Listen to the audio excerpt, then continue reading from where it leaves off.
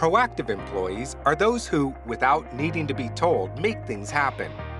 They use their initiative to improve work practices, build new networks, and proactively identify opportunities. Who wouldn't want their employees to be proactive? But is proactivity in the workplace always beneficial? No. Sometimes proactivity can have negative consequences. People can make things happen, but they can be the wrong things, such as introducing change that doesn't fit the organization's needs.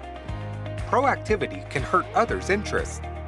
An employee might proactively negotiate a lighter workload with the supervisor, yet end up offloading tasks onto their already overstretched peers.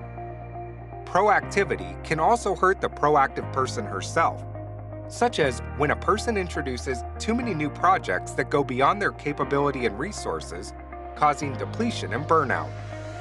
So how can employees be proactive in an effective way? Based on a comprehensive review of academic articles on proactivity, researchers found that employees need to engage in wise proactivity. Wise proactivity includes three aspects. First, wise proactivity involves considering task and strategy of the organization. Employees need to consider whether proactivity is needed in the situation, and if it is, what type of change is needed. There's no point, for instance, starting a new quality management system simply because other organizations are doing it.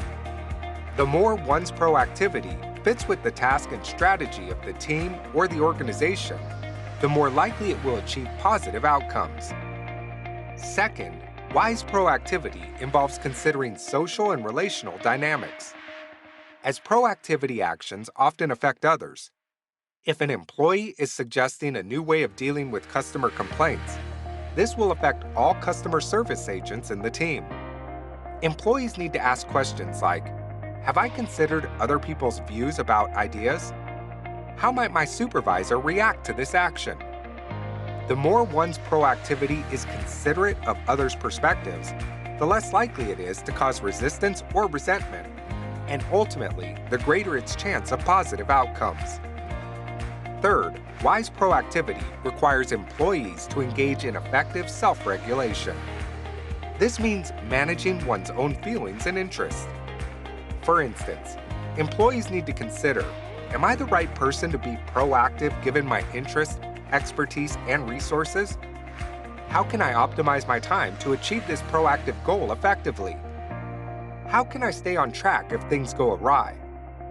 The more one's proactivity considers oneself, the more likely it can be sustained as people would have the ability and persistence to carry it through. Most importantly, it's the balance across the three aspects that makes proactivity wise. If a person considers only their own interests when being proactive, this would hardly be wise. Similarly, sacrificing one's own interests just to meet the needs of others or the needs of the organization would be unwise.